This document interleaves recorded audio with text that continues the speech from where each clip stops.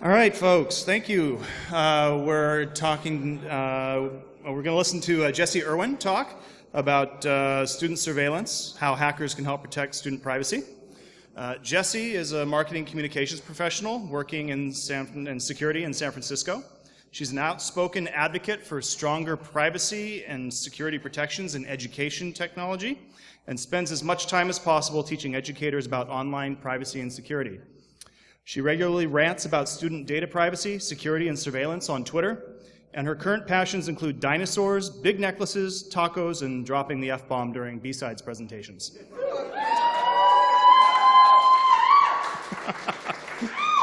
On a more serious note, I've been asked to provide a trigger warning for any of you who might be a science fiction fan or a social justice warrior, because apparently there will be puppies. I do urge you to try and stick around anyway, because you wouldn't want to miss out. So let's all give it up for someone whose hand I once shook, my now very close personal acquaintance and fellow puppy aficionado, Jessy Irwin.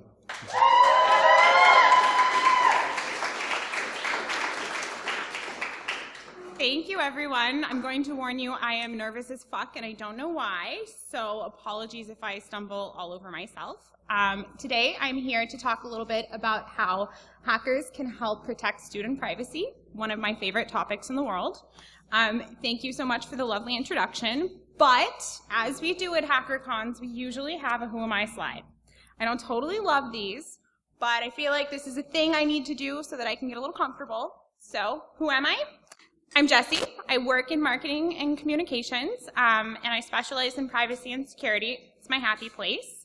I have about 4 years experience in education technology, and I've been on both sides of the fence there. So I've been on the technologist side where we're building and developing all these tools for kids, and I've been the person in the classroom who's trying to get kids to actually use this shit and maybe do their homework. Not so easy. It would take me way too long to figure out how to explain how I found my way into security. But I think the love affair is 3 or 4 DEF CONs long now, kind of serious. And I do spend my off time working to raise security awareness. And I work with Melanie this year, who spoke before me, on organizing Roots Asylum at DEF CON for the kids so that we can teach them how to hack. So that being said, what is this talk about? Ultimately, this talk is going to be about security and the very large lack thereof that exists in education technology. I'm just going to give you a warning that this is not going to be a really technical talk. I like to make jokes about dropping O days. I don't have any to give you today. We're going to end up covering some of the kinds of technologies that are being used in the classroom. Some of them are kind of creepy and surveillance-y. We're also going to talk about some of the regular security vulnerabilities and things that are kind of asshole attacks that technologists are doing to kids in the classroom in their products. But yeah, fair warning, not going to be a massively technical talk.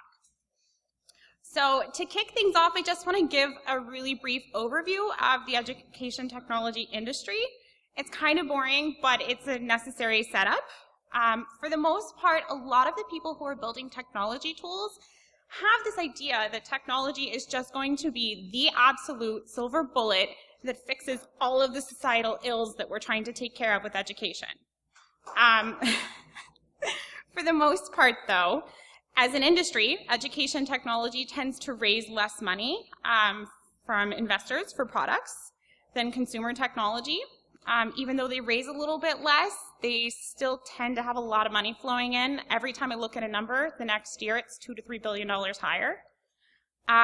In the same way, though, that teaching doesn't necessarily attract the best and the brightest people, education technology doesn't tend to get the best and the brightest technologists because generally, like, somebody can pay them $250,000 a year to figure out how to go click a link or make a like button happen.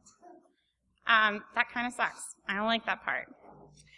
When you're launching a company, especially from the Silicon Valley, there's a lot of pressure to get out of the gates as quickly as possible with a new tool. There's this race to market.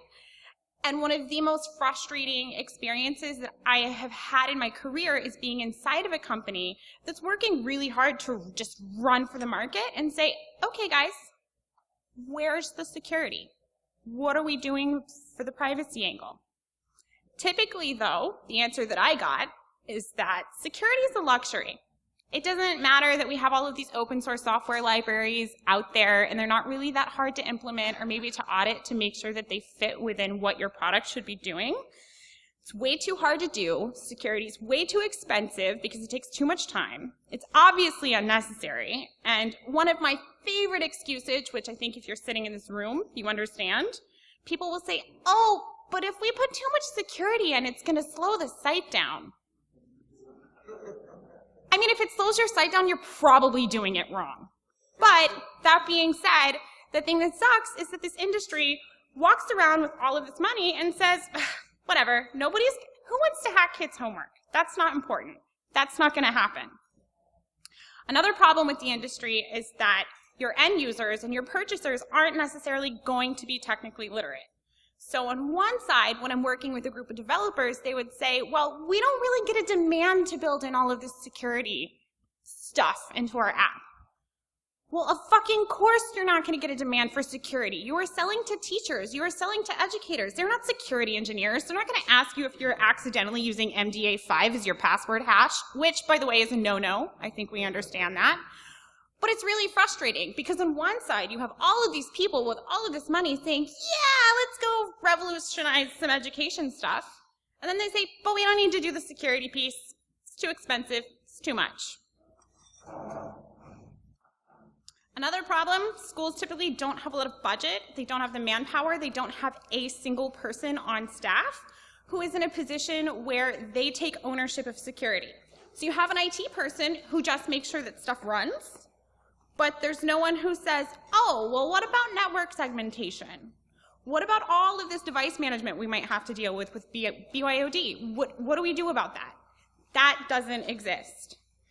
What's really frustrating about that, too, is that education tends to be one of the most heavily data-mined industries there is out there, and you're having a lot of data collected on all sides. So you get data from the school side, you get data from the product side, you're getting data that's being sent back and forth from departments of education and governments. You have data that's really private and really sensitive flowing everywhere. And when you ask about security, there's just a whole bunch of, well, I mean, it's not my job. I don't want to do it. So that being said, when I talk about education tools and I talk about all of this data mining, what I'm really talking about, there are a lot of tools out there, and they do some creepy things. They tend to contain more sensitive information and more personal identifying stuff about kids than just a school assignment. So this attitude that no one's going to hack a kid's homework or no one's really interested in student data is kind of bullshit. Right now in the market, there are a lot of adaptive technologies, and what these adaptive technologies do is they basically monitor what kids are doing in the classroom for an assignment and collect as many data points as possible. And then they data mine and big data the hell out of those data points to try to draw insights and to try to draw conclusions. There are a lot of behavioral technologies, so teachers can walk around a room with a mobile device and say, well, this kid's behaving, this kid's not behaving. And that's a little creepy. But there are also tools that guidance counselors and special ed counselors will end up using with students, and they're maybe protected by HIPAA, but they're really not that secure either. In terms of what goes on in the classroom, there are a lot of content distribution channels for math lessons, science lessons, YouTube videos, you name it. But even though these may not have as much important personal identifying information, they do have grades, and grades are kind of a big deal in school. You still have learning management systems. There's all kinds of data storage and warehousing. I could name names, but we would be here at least until tomorrow, and that's probably not cool. I don't think anyone wants to miss the parties later. But that being said, for all of this information, in some cases these companies build profiles that are like 400, 500, 600 data points large. All of this information is just kind of swimming around, and if it gets out, especially in a data breach, and it's everything about a kid's life and a kid's family, that's a huge freaking catastrophe. In some cases, we're not even just talking about high school students or middle school students. We're talking about 5-year-olds. 5-year-olds with huger profiles on the internet than your Facebook profile. So that being said, I want to talk a little bit about some of the specific things that are out there that are creepy, one of the stories you tend to hear about education the most is the data mining. That tends to be one of the creepiest aspects, but it's not the absolute worst. This is the thing that gets the headlines.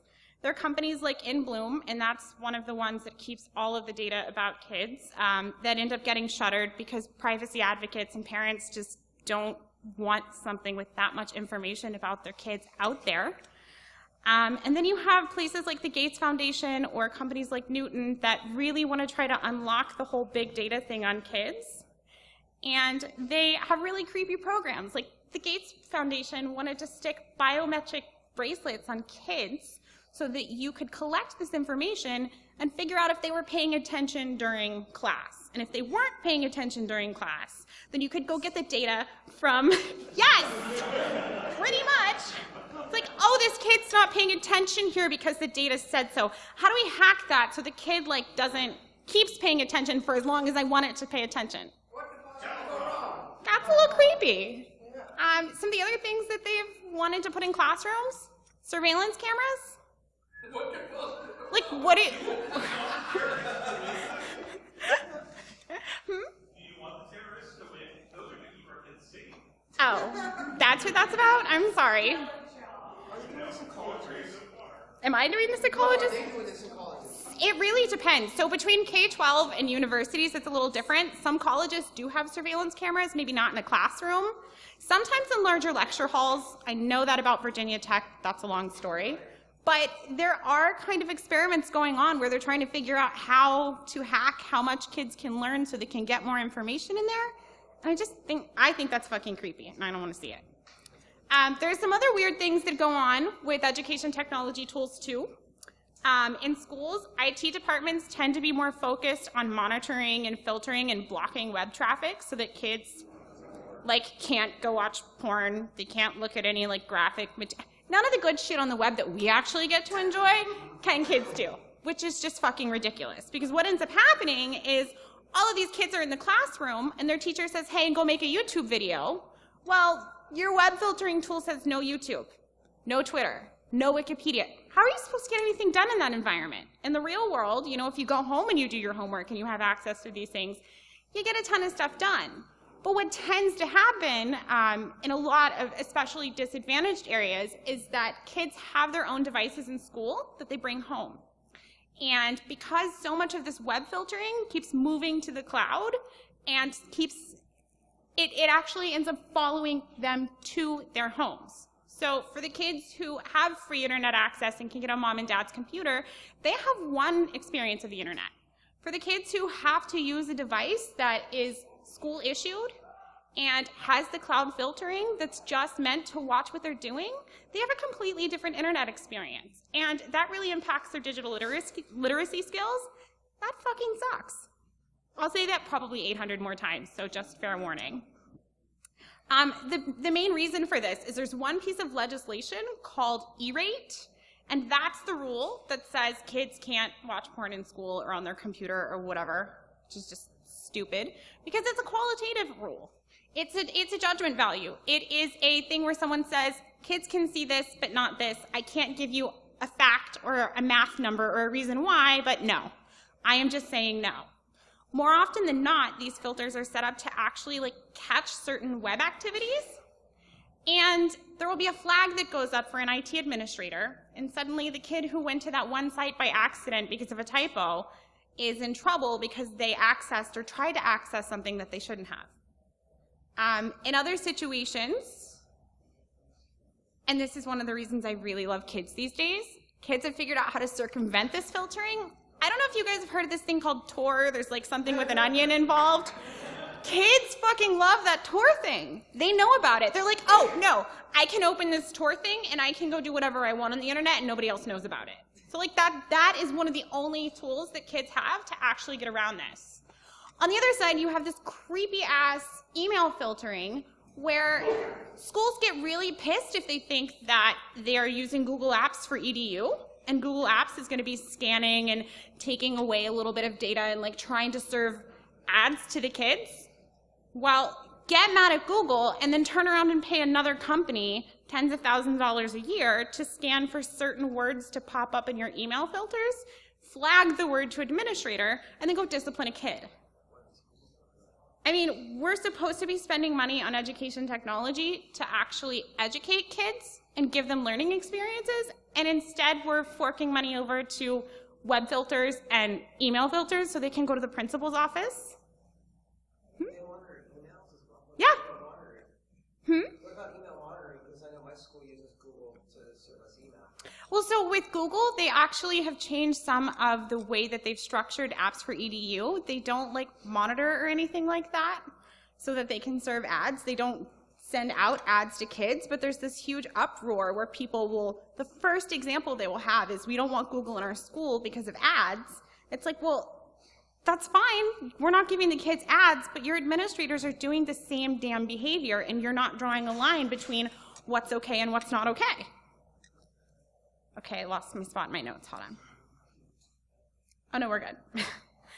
So that being said, there's a couple of other surveillance things that are really creepy. Some of these you might actually recognize as things that criminal groups on the internet do. Notice I didn't say hackers, because hackers don't do this on the internet. It's criminals. There's one case in Lower Merion, Pennsylvania, where a student was disciplined because an administrator actually accessed his laptop computer camera, turned it on, and saw what was on his desk, and thought that the kid had drugs on his desk at home, and the kid got in trouble.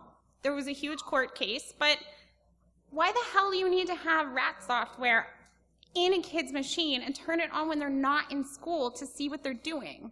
There's some other cases where that software has been used by administrators to turn on a camera when girls are having a sleepover or changing clothes or something like that, which is even creepier. That's not a permission that school devices should have. That's not a thing they should be able to do. 1, 2, 3. That fucking sucks. Yeah, basically. Are these school-owned computers, or are they privately owned? They're school-owned computers, and you can argue that if a student and a parent agree to an acceptable use policy, like, okay, fine, we wrote that in the rules for it, you agreed to it, we can do it, but it doesn't mean it's okay. Especially if you're in a situation with a student where they don't have the means at home to access another machine. Like, their hands are completely tied. There are other situations where outside of school grounds, there are companies who get paid hundreds of thousands of dollars a year to actually do social media monitoring of students. So they will see what the teenagers are tweeting about. By the way, I don't know what this Fleek thing is, but I'm pretty sure somebody gets like $100,000 a year just to figure out what's on Fleek and what's not Fleek, or whatever these teenagers are doing right now. Your lipstick is on Fleek. Oh, okay. Got it. Okay. Does that mean it's on, wait, does that mean it's on my teeth, or? Another creepy thing schools are starting to do as well is they're trying to actually stick RFID chips into student badges. So like, we use RFID chips to track cattle, but if you send your kid to school, we're also going to track it with the equivalent of a cattle tag. Yeah. Yeah. So ultimately, like, a lot of the things that I tend to see schools doing with technology, they're not about learning. They're about controlling behavior. They're about getting people in trouble. They're about discipline. And it's really creepy. On the other side, and moving to the next portion, we've had a brief overview of some of the things that suck in schools. We have all these tools that are building up and sucking up massive amounts of data. There's not really any consensus on security. There's not really any legislation that's helping us at least establish a baseline. So as a result, we get a lot of security holes. And we get security holes that they should be absolutely unimaginable. And they're not. So that being said, let's talk about some of the attacks and the vulnerabilities that are pretty common. I would name drop here. I would spend so much time listing the names of companies and putting logos up here. It's just unbelievable. So one of the things that tends to happen with education technology sites is, like I've said, they collect a ton of data, But when the data is in transit, and sometimes when it's in rest, it's not being protected properly. Education technologies hate talking about SSL, HTTPS, throw out whatever encryption word you want to use, the thing that puts the lock next to the HTTP with the S on it and the browser. They hate talking about it. They say it's a non-issue. Except that's the tool that we as security practitioners know provides privacy to our end user. Usually reasonable privacy, unless somebody in this room is really amazing at hacking around that, and we'll have that conversation later. But what ends up happening is these education technology companies say, nope, it's too much pressure to encrypt the whole site. It's too much crap to take the time and deal with session cookies and all of that. We're just going to encrypt the login page. That's it.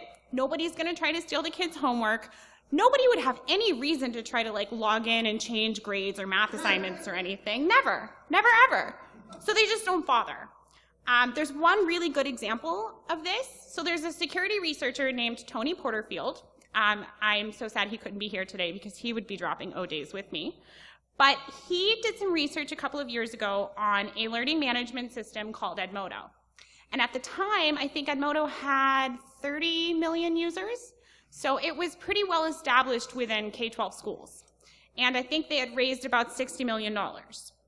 And he realized that his kids use this tool all the time, but the login page was encrypted, nothing else. He realized he could literally fire sheep all of his kids with the browser plugin and see what they were doing with their homework, what they were doing when they were communicating with other people in their class and in their school. And he wasn't comfortable with that.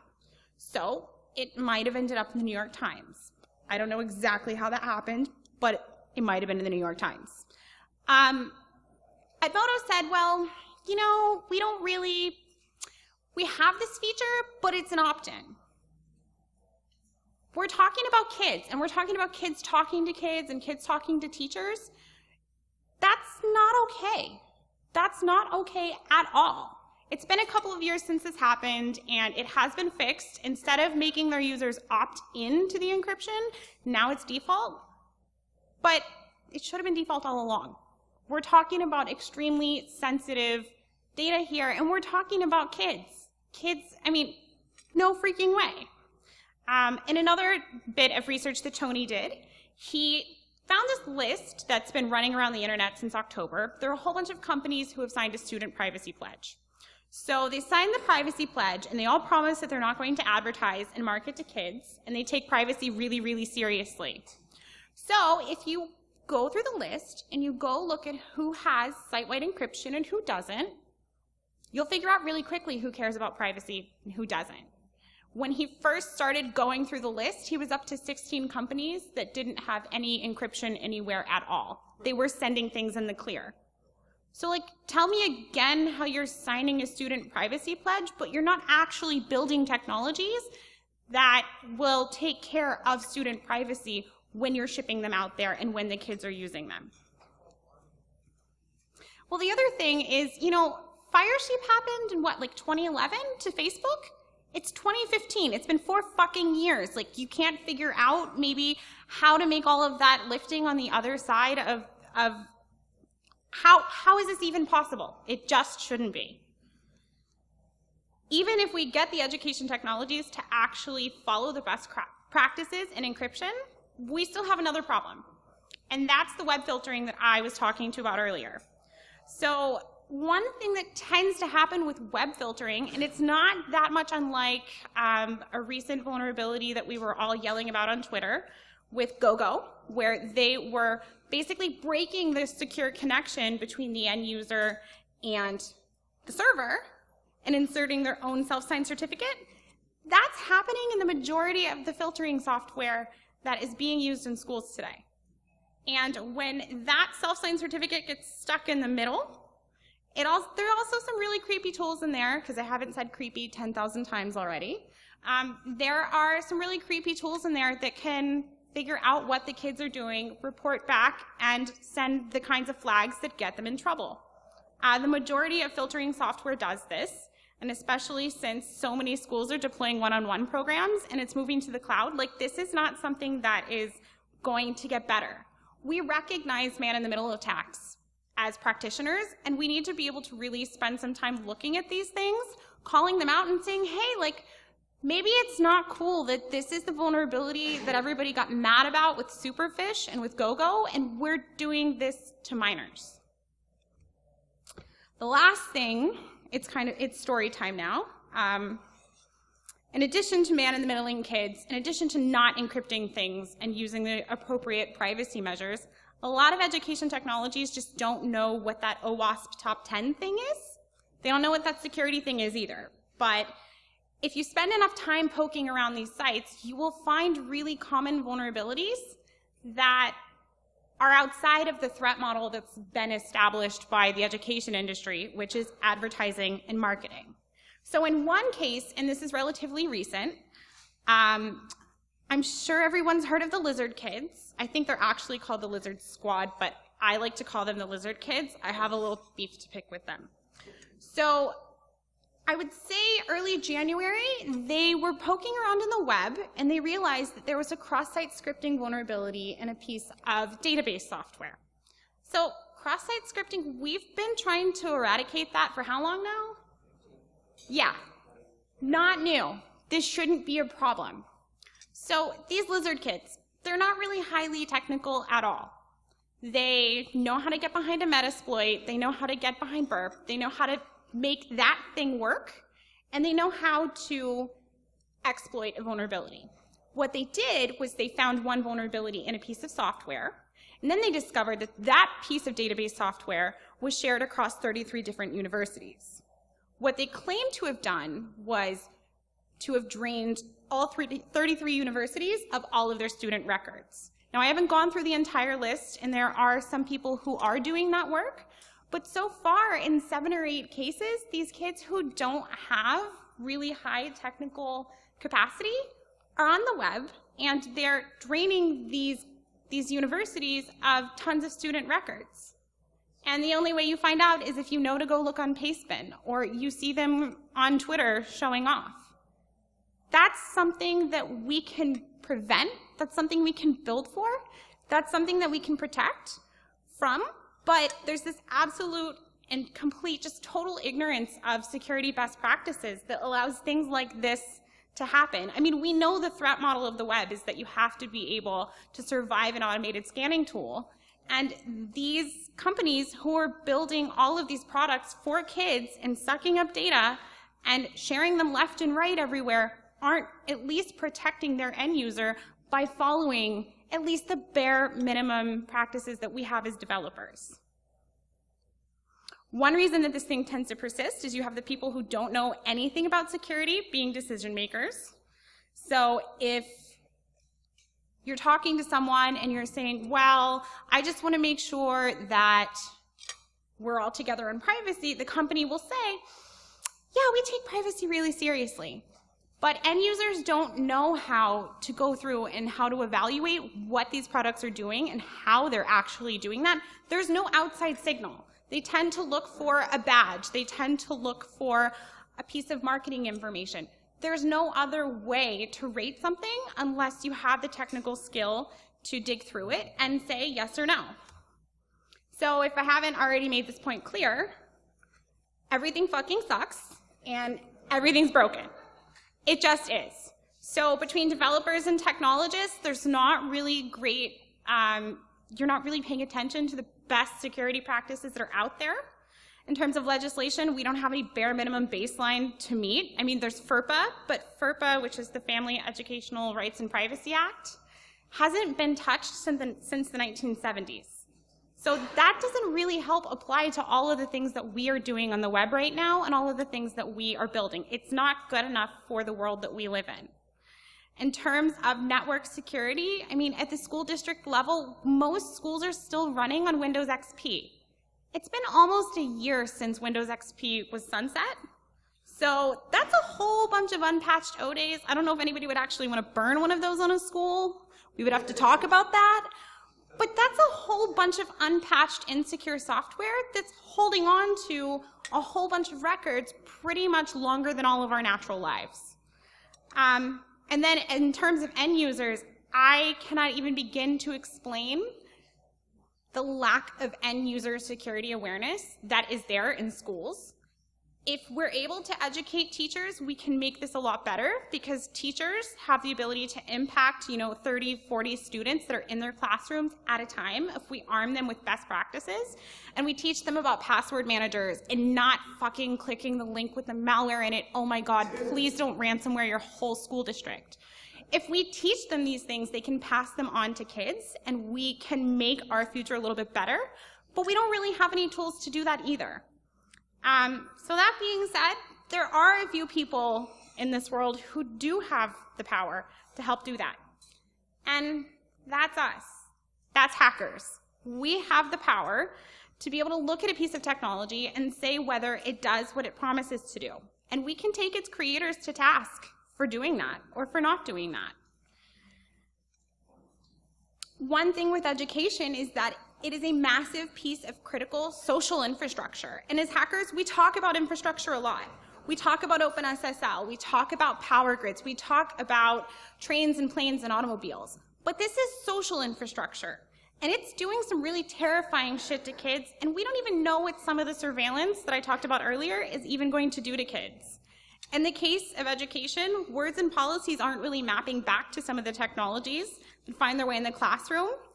And right now, we don't have enough security researchers even paying attention to this issue to be able to push back. I can think of maybe 3 or 4, and I have been watching this particular issue for a few years now. Some of the information that is contained within all of these school systems can affect a student's entire future. And with education, if you don't like it, it's not very sexy, that's fine. But it's full of all kinds of gaping holes that endanger privacy, and it's a place where we can make a huge difference. Specifically because kids don't have any consent. They don't get to walk into a classroom and say, well, I don't think your API wrapper is really secure, so I think I'm going to take the other class. Or, oh, I don't like the way you handle Google Docs because of the way that you set up your network. There might be a little hole over here. I'm going to go take French and basket weaving. That's not how this works. When there's bad security in a school district, it's actually a lot like when there's bad security at your insurance company. You can't just pick up and leave. You have to actually have a life-changing event to get out of that system, and that's not something that's usually an option here. In a lot of cases, the self-regulation that the industry is really looking for, they all want to establish their own security principles, is just not going to fix this problem. Over the past few years, a lot of the success that we've had specifically in getting education technologies to pay attention to these issues has been when there's a parent or there's a security researcher who calls it out and calls it out very publicly. They may even use some of the skills that Melanie was describing earlier for reaching out to the media. But that's the only way that we get any change. One thing I'd like to point out too is that when we have college students who are really smart, and they poke around their school networks, and they try to do what they can to point out security holes, more often than not, they report a security hole, and they've been labeled a miscreant or a hacker, and they're in trouble. Or in the absolute worst case, I have seen situations where you've had someone who's their 5th year of college, they're an engineering student, and 3 weeks before graduation, they discover a vulnerability that would allow them to change everyone's grades, and they get suspended from school. So the 5 years of work that they did before that moment, that they tried doing the right thing and actually reporting the vulnerability, didn't even count because they found one hole and somebody got scared about it. So how can everyone help? Well, go hack at things that are education tools.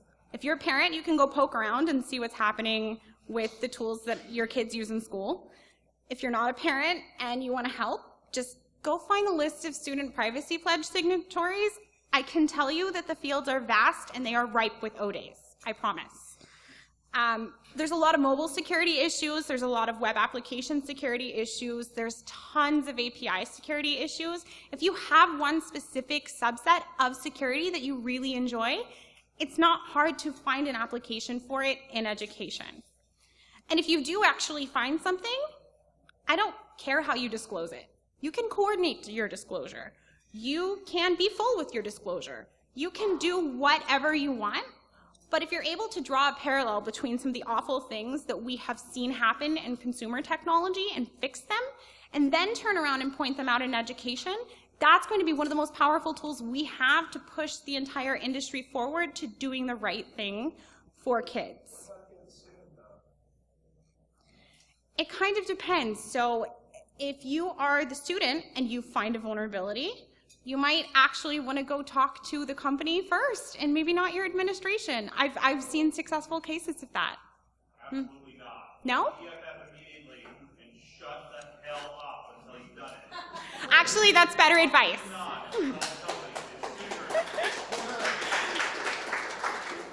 Yep, that's better advice. He's a lawyer. He knows better. That's why I asked the question. Just specifically on disclosure policies and what's safe and what's not. Some people have like a history of being just not. Yeah.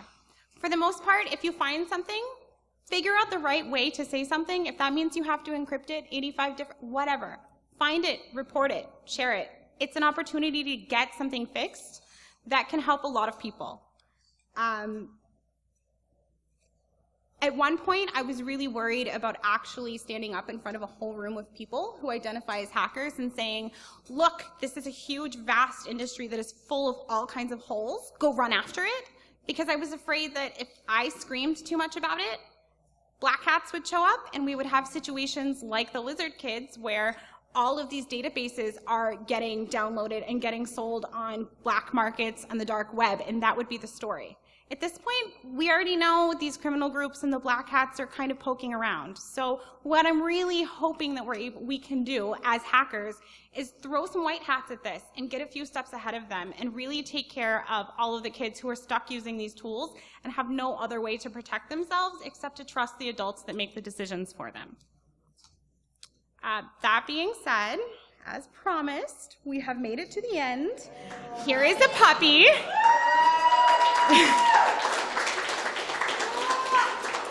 His name is Winston, and he has a heart on his nose, and I love him, and if you see me in jail, it's because I dog-napped him. Any questions? Yes. Not yours? He's not mine, no. Yeah, yet. Legally. Cooper? Yeah, so I think this might actually be needed to say about this. I've heard of school web filters filtering out or disallowing access to any HTTPS website. Yep. How prevalent is that? I actually... How is that a thing?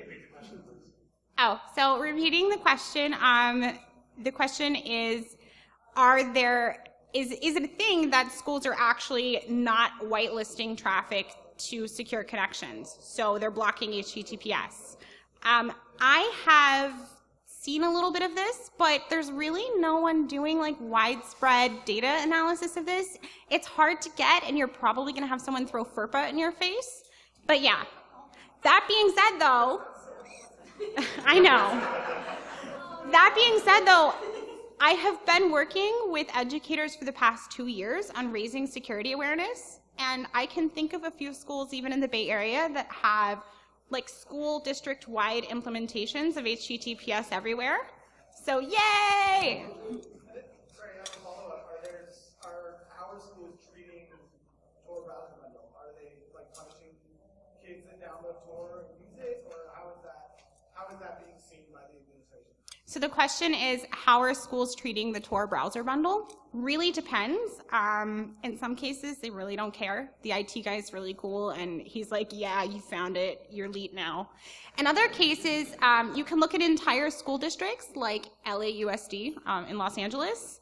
The kids figured out a way around the iPad filtering, and that was using the Onion browser, and they got called hackers, and they all have notes on their permanent records. And they have a mark against them. Yes, Dan? Less of a question, more of a statement. There's a lot of parallels between what you're describing in education security and typical corporate security. Yeah, there's a Venn diagram that's like 80% the same. And the other thing Control, not security. Right, because Yeah. checkboxes, right? Yeah. The other talking point is speaking from personal experience, the bad guys are already there. You are not disclosing that there are new vulnerabilities that people should go find. Speaking as a guy who has been crucified for scanning all the things, the bad guys are allowed to scan whatever the fuck they want, and we can't scan shit. We have to get it in writing. They're 10 years ahead of us. So by all means, submit this to as many conferences as you can. You're not going to hurt anything. There is a lot of overlap between corporate problems and between this. A lot of times when I bring up the topic of education security, I hear, well, but we already have these problems. And I'm thinking, well, yeah, you do have these problems, but kids don't have consent on this particular issue. And these are their futures that we're protecting with all of this data. That's the thing we have to take care of. So I know you sort of touched on the administrators making the decisions on which software package to purchase.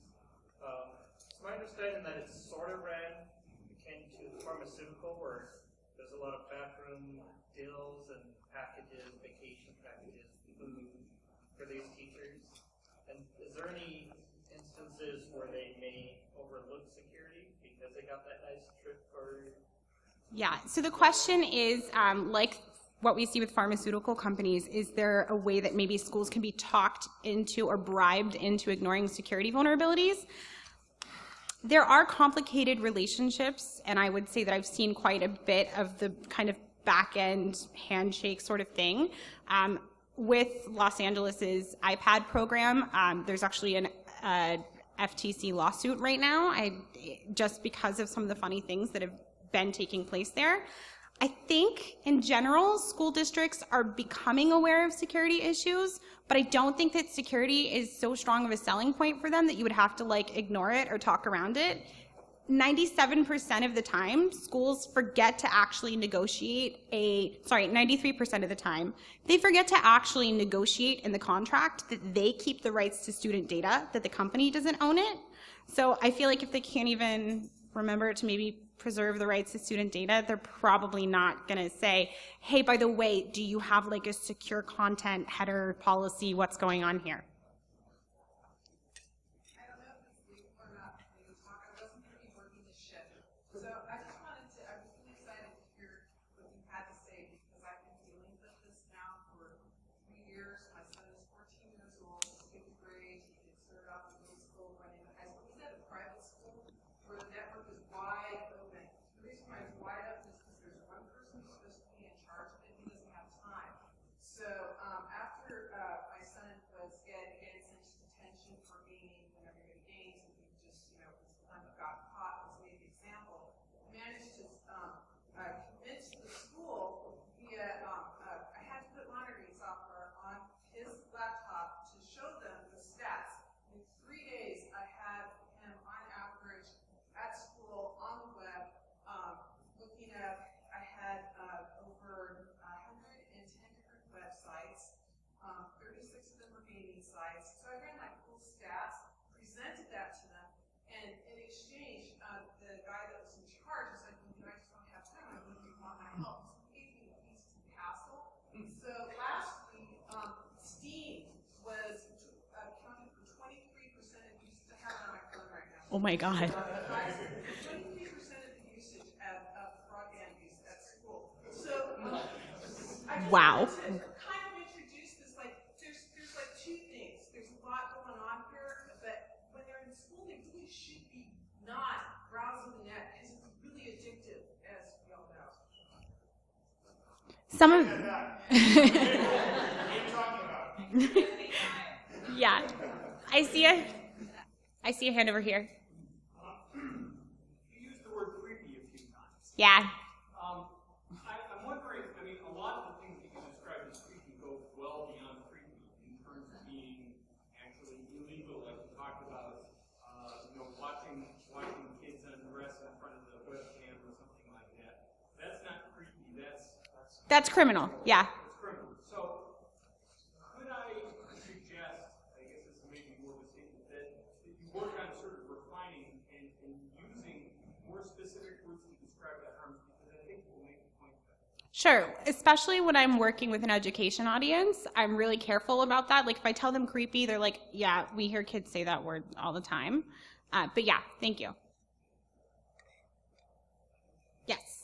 Just recently I blew the whistle on a very high-level college administrator in the state of California for lying about his academic credentials.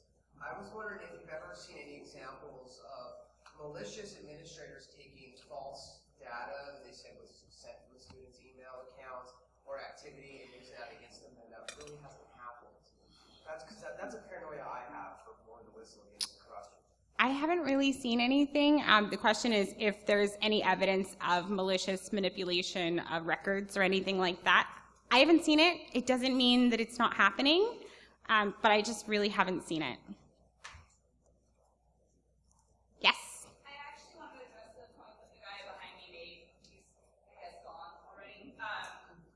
Spying on kids when they're undressing isn't wrong because it's illegal. It's wrong because it's a fucking adult spying on a fucking child undressing.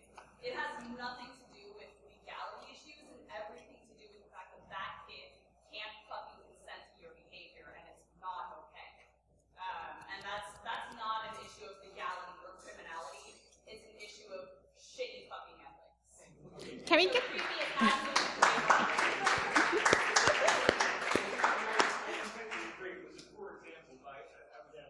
I understand what you were trying to say.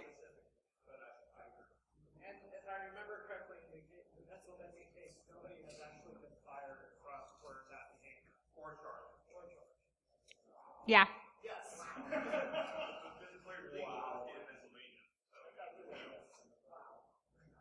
Anyone else? Yes. Sorry.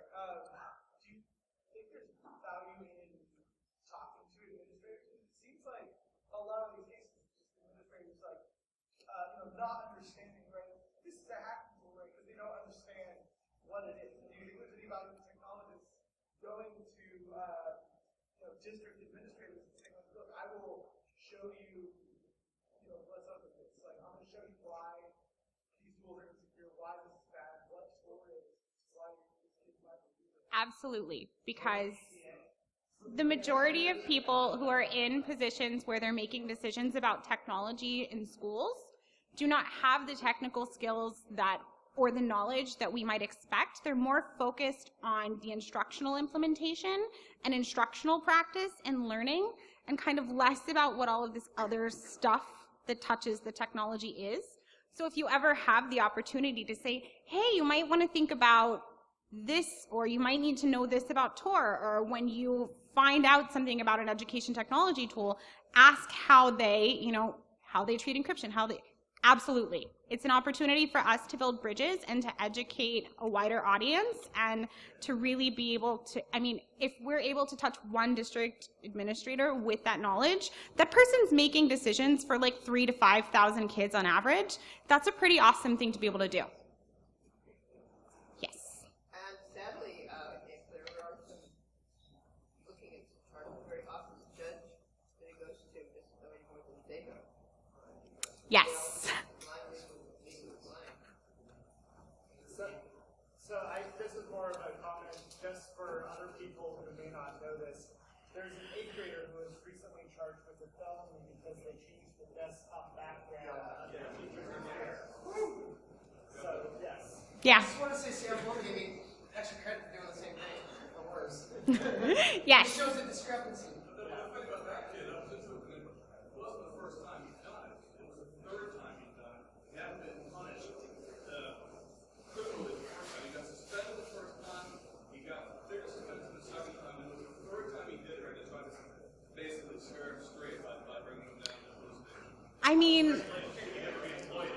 Do we really need to give a kid a felony because he stuck some porn on his teacher's desktop? Wait, what? The one that I read was a kid who changed his teacher's desktop to porn. You guys are talking, oh my God. I'm done. I read about one kid who did that with porn, and he got in massive trouble, but it was in Canada.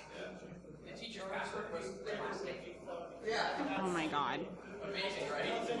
So your inability to security is why a kid now has... All right, anything else? Yes.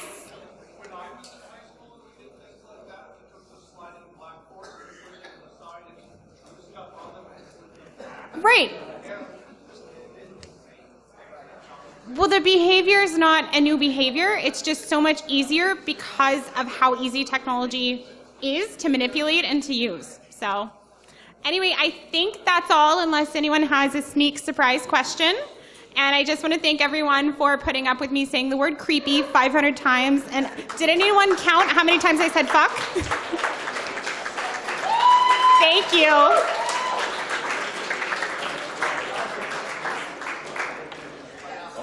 Thank you. I was a little ranty.